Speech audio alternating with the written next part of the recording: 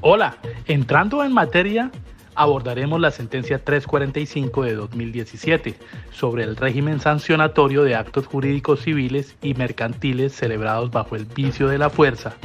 además de la exclusión de declarar de oficio la nulidad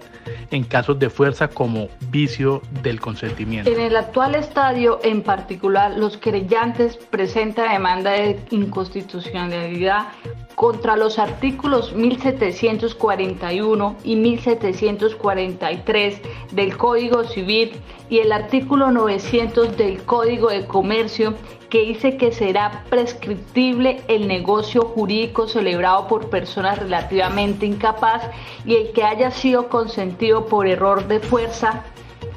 o dolo conforme al Código Civil. Esta acción solo podrá ejercitarse por la persona en cuyo favor se haya establecido o por sus herederos y prescribirá en el término de 2 años contados a partir de la fecha del negocio jurídico respectivo. Cuando la nulidad provenga de una incapacidad legal, se contará el periodo de 2 años desde el día en que ésta haya cesado. Puntualmente, los demandantes lo que solicitan es la declaratoria de constitucionalidad condicionada de las expresiones resaltadas por considerar que desconocen los artículos 2, 11, 12, 13, 16, 228 y 229 de la Constitución, dado que el diseño de la nulidad relativa contractual y su equivalente comercial de anulabilidad contiene reglas que limitan injustificadamente la intervención de la autoridad pública y aquella zona. La prohibición de la declaratoria de oficio por parte del juez, la imposibilidad de que en el Ministerio Público pida su declaratoria, tal limitación resulta inconstitucional, como quiera que el Estado no puede intervenir de oficio para ordenar que cesen las actuaciones lesivas generadas por la fuerza, como dice el consentimiento, y de esa manera sus consecuencias jurídicas sean eliminadas.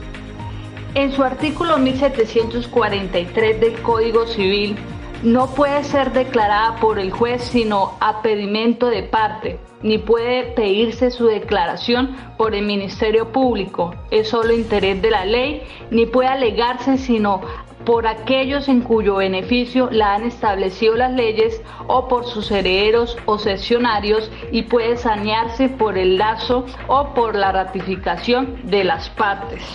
La Corte ha considerado pertinente emprender un examen de derecho comparado a partir de la función y la finalidad que en el contexto de otros ordenamientos cumple instituciones jurídicas similares o en algunos casos idénticas a la fuerza como un evento que dice el consentimiento y que en esta medida implica un defecto relevante del negocio jurídico. En el caso de Alemania particularmente rige el principio de unidad jurisdiccional. No existen jurisdicciones especiales. La organización jurisdiccional alemana está subdividida en 5 ramas u órdenes distintos: jurisdicción ordinaria, civil y penal, laboral, contencioso administrativo, social y económico administrativa o de hacienda. Por regla general existen 3 instancias. Contra las sentencias dictadas por un tribunal de primera instancia puede interponerse recurso de apelación, es decir, el caso vuelve a ser examinado en segunda instancia por un tribunal superior, que puede revocar la resolución impugnada. La tercera y última instancia resuelve el caso de modo inimpugnable. La potestad jurisdiccional es ejercida por unos 21.000 jueces de carrera, dependientes y sometidos únicamente al imperio de la ley. Los jueces y magistrados son inamovibles. El número de fiscales ronda los 5.000 y el de abogados rebasa los 100.000. En términos de estabilidad y seguridad jurídica, los inversores extranjeros, referidos a las personas, los migrantes, personas que se desplazan fuera de su lugar de residencia habitual, ya sea dentro de un país o a través de una frontera internacional, de forma temporal o permanente y por diversas razones, sitúan a Alemania en segunda posición a nivel mundial, solo por detrás del Reino Unido. Esa seguridad jurídica atrae a empresas extranjeras y promueve las inversiones y la actividad empresarial en Alemania. El BGB o Código Civil alemán admite la anulación del contrato con fundamento en un error, pero con la obligación de resarcimiento del daño por la parte que ha confiado en la validez de la declaración. En general, en Alemania se observa una reacción sistemática contra la teoría de la voluntad, que lleva a que la identidad entre negocio, consentimiento y voluntad se sustituya por la identidad entre negocio y declaración, en la que la declaración involuntaria, alterada o emitida por error sobre el contenido o sobre las cualidades esenciales de la persona o de la cosa no conlleva la inexistencia del contrato, sino que le hace apenas impugnable y, en todo caso, sujeta dicha impugnación a la tutela de la confianza de la parte frente a la que se ha hecho la declaración y frente a terceros. Ello con fundamento en la responsabilidad que el ordenamiento jurídico atribuye al particular por el ejercicio defectuoso de su propia autodeterminación. Pues sí, se toma en cuenta el error y se permite que el contrato carezca de validez porque la autodeterminación de la parte que yerra ha sido defectuosa. El otro contratante que ha confiado en la palabra dada se verá defraudado en su confianza, padeciendo por ello en determinadas circunstancias daños considerables y privándosele en cualquier caso de la ganancia negocial. Con anterioridad a la reforma del Código Civil alemán, la doctrina ha considerado que la responsabilidad deriva de la impugnación del negocio. No existe una valoración en términos de culpa, no obstante, el impugnante no responde solamente porque ha inferido daño, sino fundamentalmente porque ha empeñado su palabra al otro y por tanto su responsabilidad es de carácter negocial y obliga al impugnante a soportar los riesgos de deterioro o pérdida de la prestación obtenida con base en el negocio impugnado. Ello con fundamento en la responsabilidad deriva de la declaración errada, que no obstante tiene vocación de validez como correlato indispensable de la autonomía privada. En el recientemente reformado BGB, el texto del artículo 119 excluye igualmente la posibilidad de impugnar como nula la declaración de voluntad realizada con reserva mental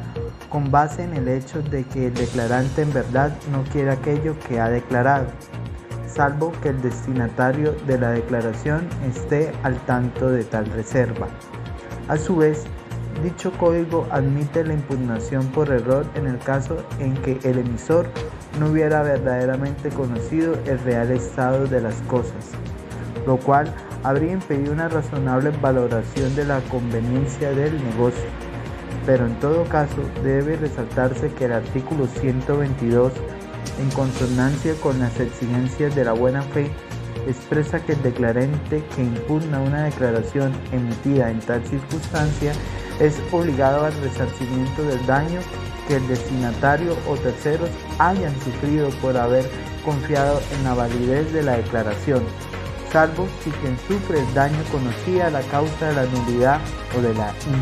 impugnabilidad o bien la ignoraba culposamente. Tales disposiciones han sido interpretadas por la doctrina en el sentido de que, según lo dispuesto por el artículo 119, resulta viable pedir la nulidad con fundamento en cualquier tipo de error, siempre que éste a su vez causa subjetivamente la persona caída en error no habría manifestado su consentimiento de haberlo conocido, tanto como objetivamente cualquier persona no habría expresado su consentimiento en tal sentido de no haber caído en dicho error, lo que excluye la posibilidad de pedir la nulidad cuando se trate de un error meramente subjetivo, pero en todo caso se debe responder por los daños que sufra la contraparte por el hecho de que la manifestación de voluntad decaiga, y ello sin sujeción a la exigencia de culpa en la persona que cae en error. Hoy en día, una posición relevante de la doctrina alemana considera esencial encontrar un equilibrio entre la voluntad individual y la manifestación exterior de la intención, limitando el ámbito de los errores que permitan liberarse del contrato a la vez que se protejan los intereses de quien incurrió en error, de manera que, en concreto, Un error puede ser relevante en los casos en que éste haya sido causado por la otra parte y cuando la otra parte en consecuencia no pueda confiar razonablemente en la validez del contrato. En conclusión, podemos afirmar que en Alemania existe una figura jurídica que protege a la persona contra la falta de autenticidad del consentimiento cuando haya una amenaza violenta, que la protección se materializa con la sanción de nulidad, lo cual solo podrá ser solicitada por la parte a quien han inducido violentamente, y que la acción de rescisión o nulidad debe promoverse dentro del siguiente año desde el momento en que haya cesado la fuerza.